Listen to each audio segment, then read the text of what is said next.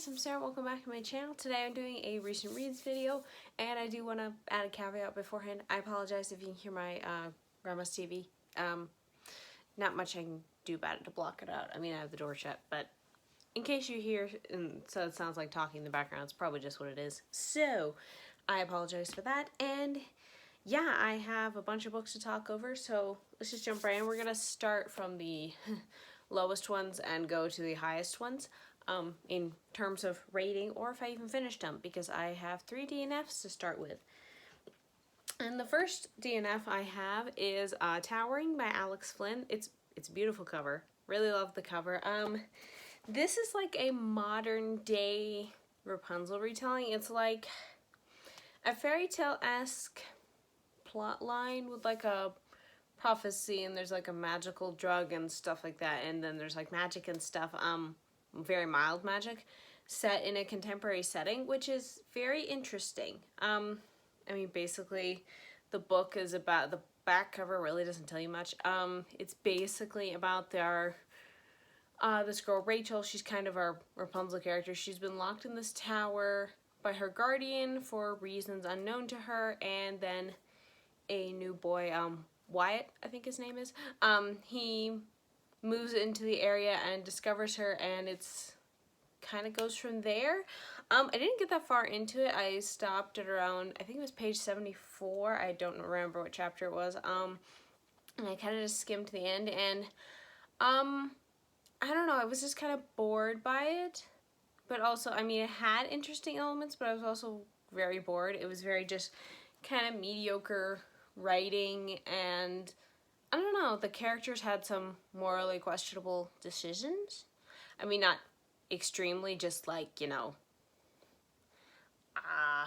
well, my main thing is because I skimmed enough to when our two main characters meet, and basically it's, if you hate insta-love, skip this book because it's extreme insta-love. Basically, they meet the first day and they, like, kiss the first day. It's like, even I was like, well, that escalated a little too quickly.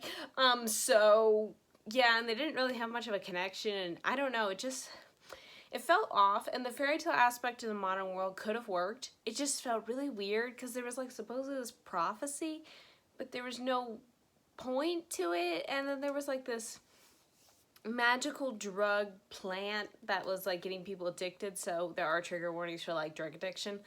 And that's an interesting way to take the Rapunzel story, of like, you know, her mother was, in the original tale, craved the Rapunzel plant so much, but I don't know, it just didn't really work for me. This was the only book by Alex Flinn that I really wanted to try. I know she's really well known for her Beauty and the Beast retelling Beastly, but I didn't care about that one. I just wanted to try the Rapunzel one, and it was fine. I mean, but I DNF'd it, so it wasn't that fine. Yeah, that's not really all I got. And then next 2 books are actually a series, and that is The Soul Chronicles by Morgan L. Busse. Tainted, and the second book is Awakened. I didn't really want to DNF these, but this is a Christian kind of sci-fi steampunk series, and basically the basic premise of this is you follow Kat. She wants to be a scientist like her father, but she has a problem where she has this like other side to her where she like turns into a monster. She can like light fire with her hands and like control things with her mind, and she doesn't know why. And every time she loses control and this monster comes out, she it's like a piece of her soul gets numbed, and she doesn't know why. She's trying to search for a cure. And our second character is Stephen Gray, and he has had a lot of trauma in the background, and now he's a bounty hunter, and Kat goes to him to help find this doctor, and things go from there. And also, I apologize for the bar cover across her face. Barcode, not bar cover. What is a bar cover? Whatever, my mouth. Yeah, there's nothing wrong with these books. I know a lot of people really love these books. I wanted to. I really did, and it had the potential for me to like it more than the Ravenwood Saga, which I just felt was a so-so book series for me, which I know is very controversial because lots of people love that series. I just didn't. I just liked it.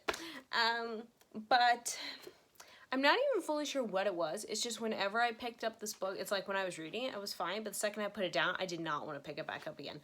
And I don't know why. There is, I did mention this in my Goodreads review, without spoilers, there is kind of like a betrayal in here.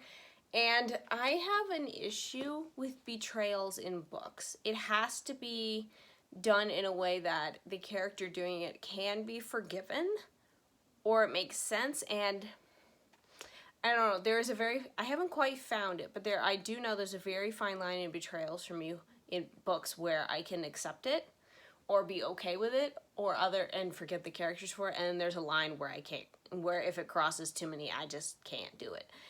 And while I could forgive the character for doing why they did what they did with the betrayal thing, and it made sense for what they had lived through and stuff like that, it also somehow simultaneously crossed that other invisible line for me, and I think that's part of the reason why I did not want to pick this up, because I knew it was in there because I had read the synopsis for Awakened, or the blurb for Awakened, and I knew kind of what happened. And then when it sort of was heading in that direction, I did skim ahead, and then I found out how it happened, and I don't know, it just didn't sit well with me, and I think that's why I just didn't like it.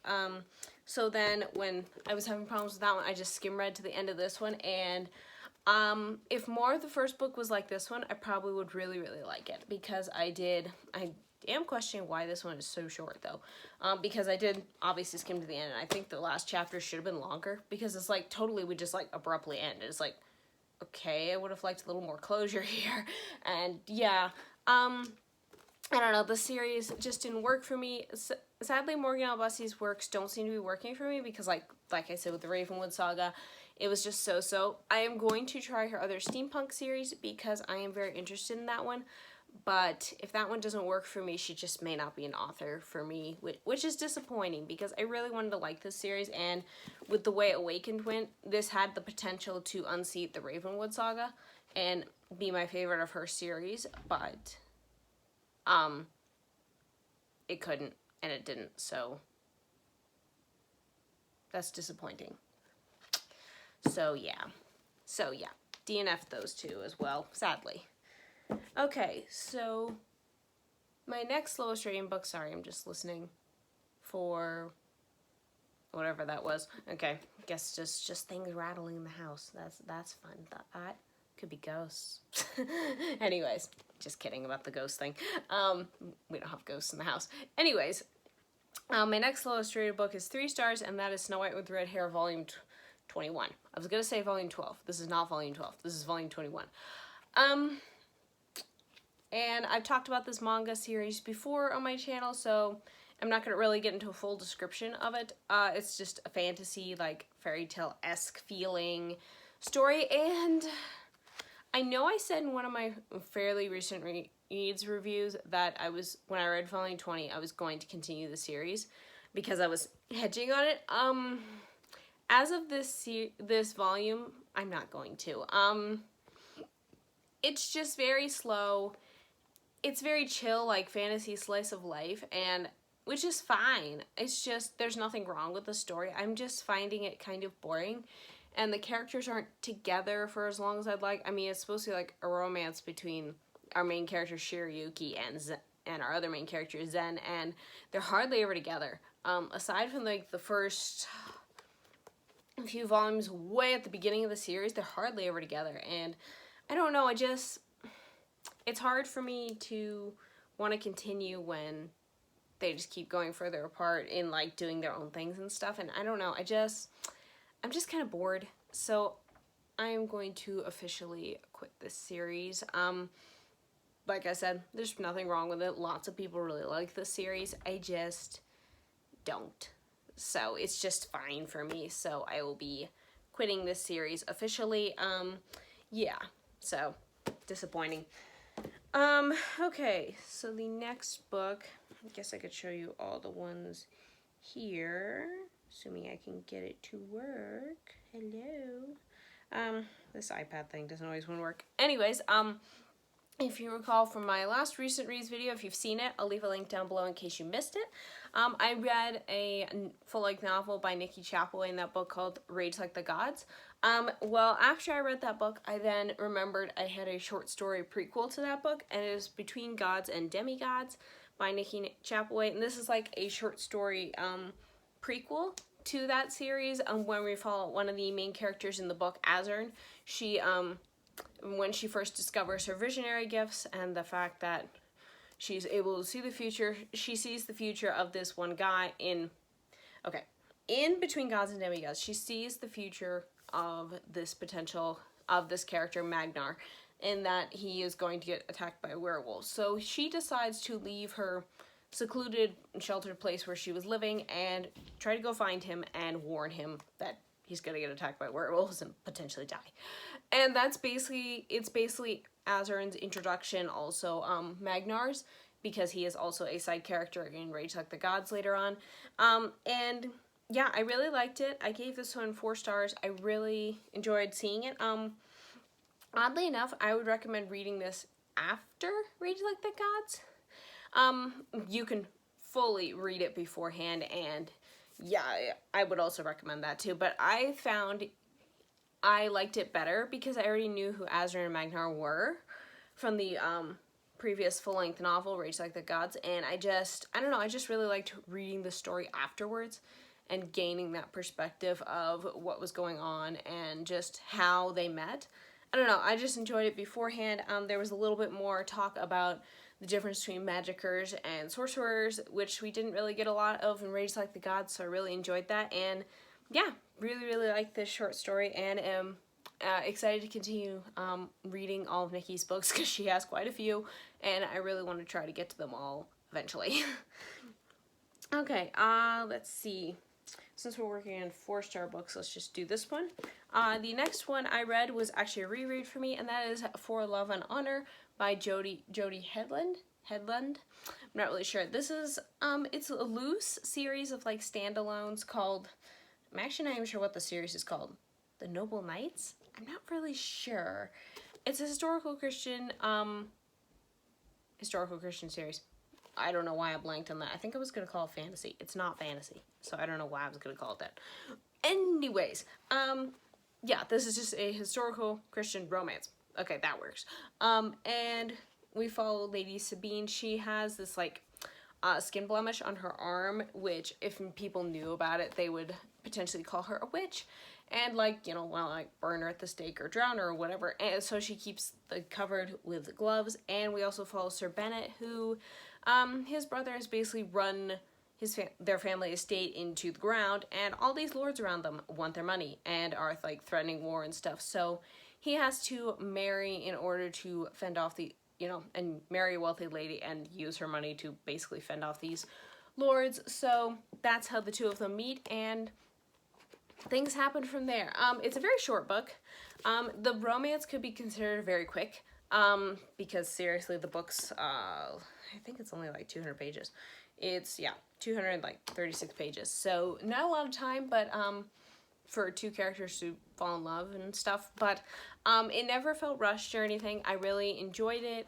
This is one of my favorite books by her.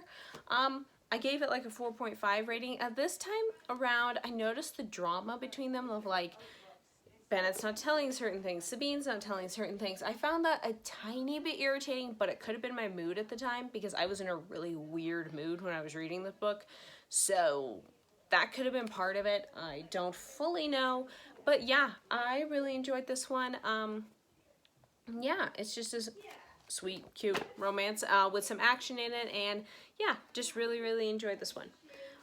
Also, I forgot to mention at the beginning of this video, I am now, instead of just like linking, because I do list the books in the description below, but instead of linking to like just the Goodreads page, as long as I have a review of these books, I will be linking my reviews with like content and stuff like that down below underneath the book titles. So if you're curious about it, what you want to know, like, what's in it or whatever, something like that, I will be linking my reviews from now on underneath the books, as long as by the time I post this video, I have the reviews up. So yeah, so if you're interested, those will be linked down below, as well as any other videos I talk about, like the recent reads, like my last recent reads video, and so on and so forth. So just so you know, I should have mentioned that at the beginning, but I forgot, so we're mentioning it now. Okay, so the next book, you know what? We're just going to talk about these two since I have them. I kind of have them listed down here on a piece of paper, but they're all over the place. So, so the next book I read was an arc given to me by the author, and that is Staff of Justice. This is a book 0 in the Shadows Creed saga, which is basically the first book. It's a novelette, which is like bigger than a novella. I mean, it's smaller than a novella, but it's bigger than a short story, I believe is how a novelette is categorized. And this one, it's an Asian-inspired fantasy and like inspired by samurai. And in this one, we follow Kilo. He's our main character here, and on a mission, something happens on a mission that has him questioning his own morals and the Shadows Creed that he follows in the Shadows Order, which is the Shadows are basically like samurai warriors. And yeah, it's a prequel to her Shadows and Creed Saga series, and I really enjoyed this. This really, I have read the first novel in the series, Shadow's Hand, before. I read an older edition. She has a newer edition out now. So there were always some questions about a particular couple of characters for me, of like how they reacted to each other and stuff, because it was never answered.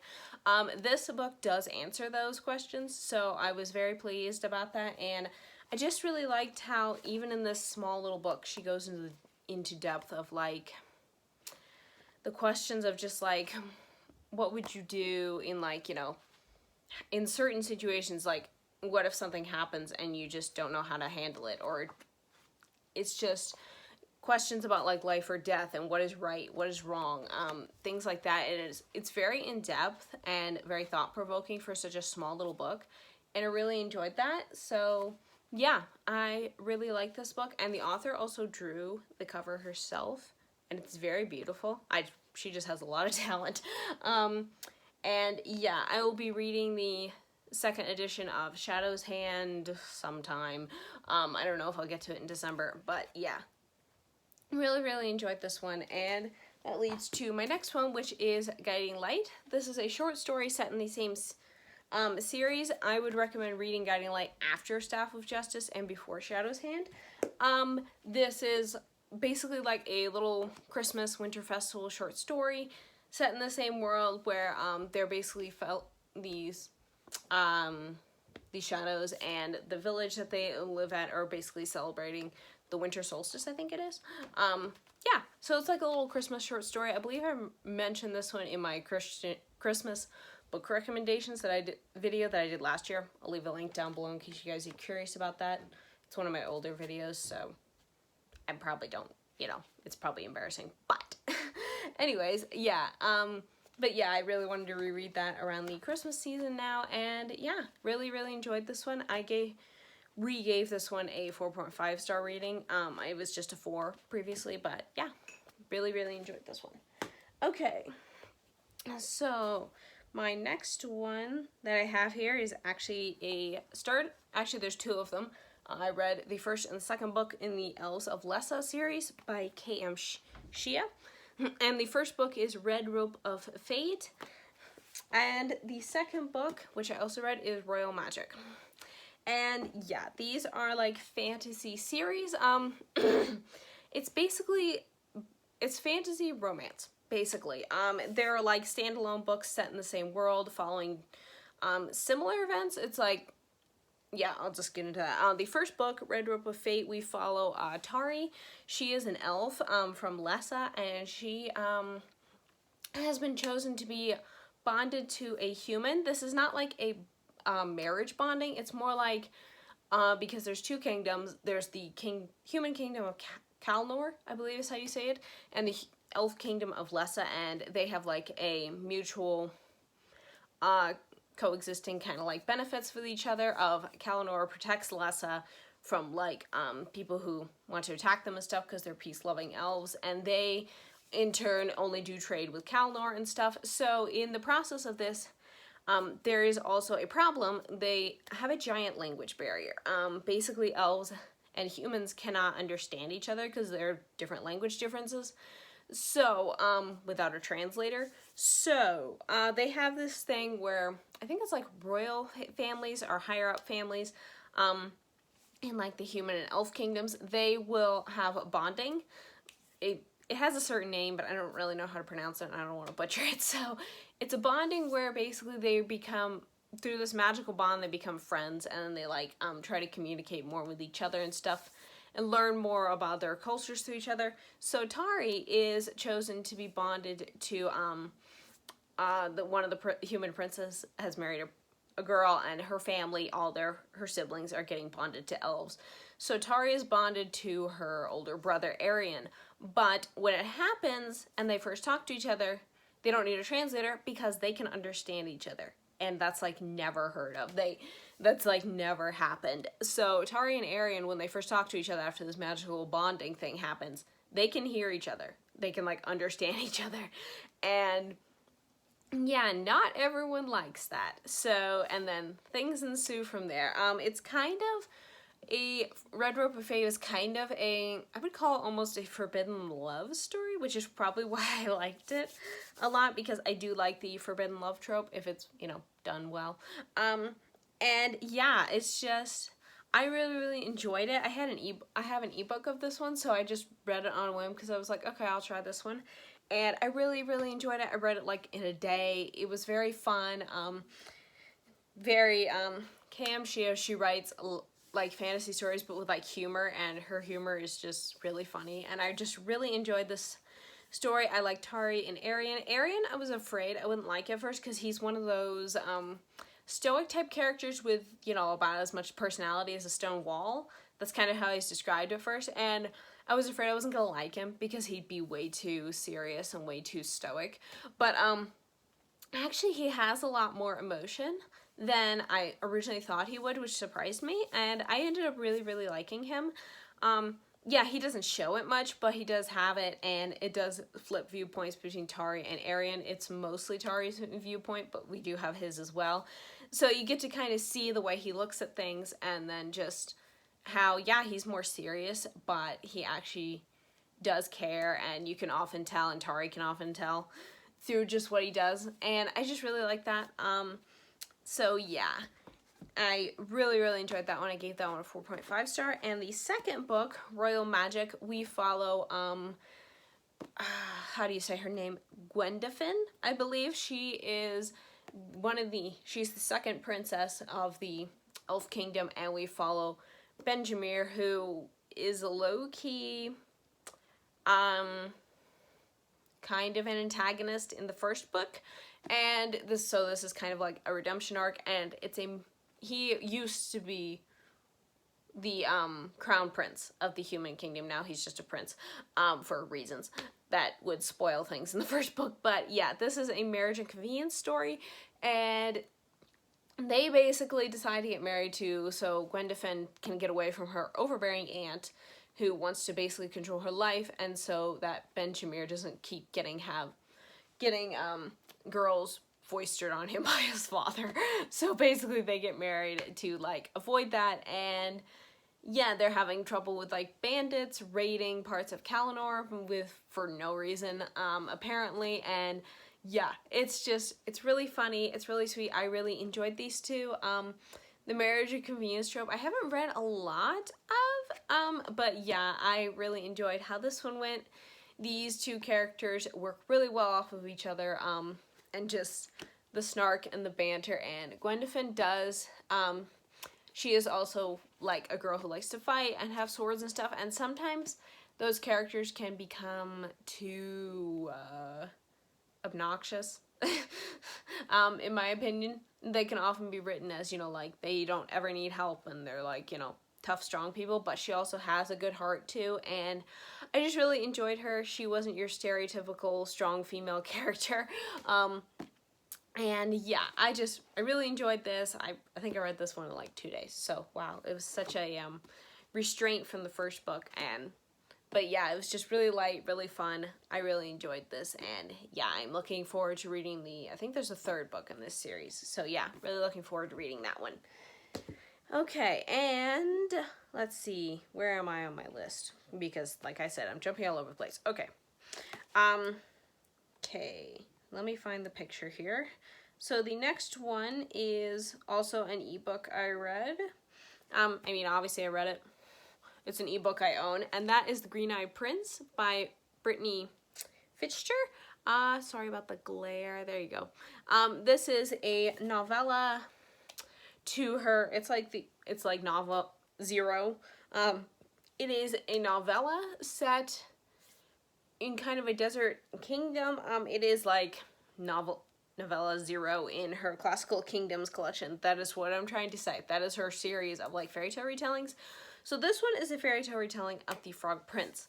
It's set in like a desert kingdom, and in this one, Queen Kartek, she basically is faced with suddenly this evil enchantress wants to attack her kingdom because she's already attacked the neighboring nomadic tribes that surround her kingdom, and they've all come to her for Kartek for help. And then she has to decide what to do about this enchantress because they don't really have magic that fights back. So then she has a healing jewel that like heals people. She is a healer and she loses it, and then this guy shows up and he's like, I'll get your jewel for you, but you have to marry me and I can protect your kingdom and the desert tribes from whatever is coming. And she's just like, okay, I have no choice in this matter, so okay, go ahead. And that is the story. It's basically just retelling that fairy tale in a very unique way, because honestly, the whole fairy tale surrounds like this princess gets something from this frog, and then she has to like let him sleep in her bed and stuff. I mean, while he's a frog. This guy is obviously not a frog, which is where the whole you have to marry me thing comes in. And it was very, very interesting, very good. I really enjoyed it. I enjoyed the setting of like the desert type setting, and because the Frog Prince is, I think it's originally the German fairy tale. I believe the Brothers Grimm wrote that one. So yeah, it was very interesting seeing it set in a desert area. And Kartek is a very knowledgeable, she's a very compassionate queen to her people. She's just trying to do what's right. But, you know, you got an enchantress, you got these warring tribes who kind of look down on her for being like 17 years old and taking over this kingdom. And yeah, so she has a lot of challenges there. And then she kind of has to marry this guy kind of against her will. So that's a little bit interesting. And I don't really know how to say his name, so I'm not going to bother, but the prince character, we'll just call him that. He was very nice. I really enjoyed him. He was just a nice guy who was just trying to do the best that he could thrown in the situation. And yeah, it was really, really enjoyable novella, and I am looking forward to reading more from this author. I've read one other book by her so far, and so far I really, really like her writing style and just how she does her characters and stuff, so looking forward to reading more from her. Okay, and I think this is the last book. Yes, this is the last book I have to talk about, assuming I can find it. And that is, this was also a ebook. I'm doing really well on reading my ebooks. And that is, get back over there, Dragon Chained by Haley Ryan. This is the first book in a trilogy called The Dragon of 23rd Street. I got this ebook for free, I think it was last year. It was like around Christmas time. There was like a sale or something, and basically in this one, this is a like paranormal urban fantasy story, and in this our main character Kira, she supposedly can she is a shapeshifter, and she can shape into a dragon. Well, so she thinks. She's actually broken. She cannot shapeshift fully into a dragon form. She can just like produce claws on her fingers and then grow scales and stuff like that. She can't fully transform. So her aunt has been kind of keeping her sheltered. Supposedly her family is out to kill her because her aunt took her out of their magical place where they used to live into the human world when she was a baby to protect her. So there's all that going on, and Kira's adventure starts when her aunt doesn't return home. And she and these fae come looking for her, and they're like, we need to see her. These two different fae, and then she's just like, she's not coming back. So she teams up with one of the fae guys. His name is Draven, and they team up to try to figure out where in the world her aunt is, and kind of help Kira unlock her own powers at the same time. And yeah, it's a whirlwind adventure, and yeah, things go down. I really enjoyed this. book. I really didn't know what to expect. It does start a little slow. I didn't fully get into the story until like, I want to say like 3 or 4 chapters in. The first 2 chapters were a little kind of slow. It was like setting up the pace, setting up the characters and setting up the situation. And yeah, Kira's snark is very funny and hilarious. Apparently paranormal urban fantasy relies a lot on snarky and sarcasm and snarky characters and sarcasm and stuff like that, which can be really obnoxious or really funny depending who writes it. And this was written really well. I liked her sense of humor. I also like the fact that Kira, she was very sheltered and she acted like it at the beginning. Like, she doesn't know how to fight, so she originally gets Draven to help her because this shadow creature thing attacks her in her own home, and then he was there because he was tracking it, so then he kills it for her, and she's like, okay, I clearly need your help because I can't protect myself. So and that's basically how she teams up with him. And then it's just very realistic how she's like, she wants to find her aunt because she just wants her life to go back to normal. But then she kind of realizes she can't, and it just felt very realistic from her going to be very sheltered to more so of being an adult and growing up and stuff like that from her sheltered existence. I just like the honesty and how refreshing it was that a character didn't just immediately, they're thrown into a problem, they just kind of jump right into it.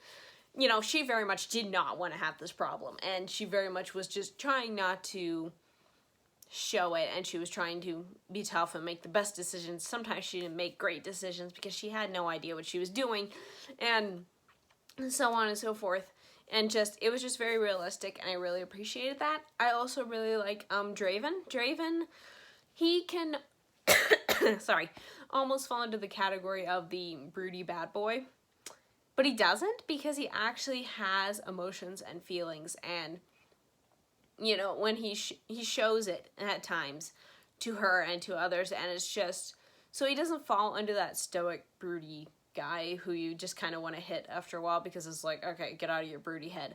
But he has that a little bit, but he is also a human being, and I just really appreciated that he was kind of in that mold, but he also broke that mold a bit, and I just really enjoyed that, and I would really like to see him and Kira get closer, over time. And the other characters there weren't that many characters. This is a fairly short book. There's only like 13 chapters. I don't know how many pages exactly, but yeah, so there's not that many characters, but they all were very distinctive, very well written, and they all had their own personalities and stuff. Some of them really irritated me, and I just wanted to strangle them or throw them out a window or tell them to shut up. But yeah. And the whole situation with like how these magical creatures came to live on Earth and how they're not living in their kingdom anymore, and then the dynamics of what different races can do, like the Fae can do different things than, say, Kira can as a shape-shifting dragon, and there's different ways you can tell how people are and stuff like that, and it was just very interesting. I really enjoyed it. I gave it like a 4.5 star. I am looking forward to reading the rest of the trilogy eventually, when I can get my hands on the next 2 books, and yeah, it's just, I really enjoyed it, and I'm really enjoying the urban fantasy, like paranormal books I'm picking up.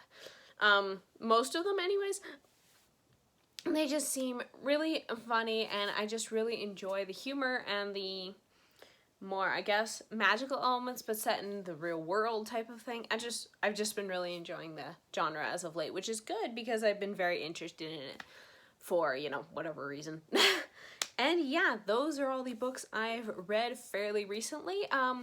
Hopefully my descriptions and my thoughts were coherent enough. Sometimes I feel like I just babble on for no reason, and then I'm like, who's gonna watch this? Because literally I'm just sitting here yammering about nothing. So if you did watch the end of this video, thank you very much.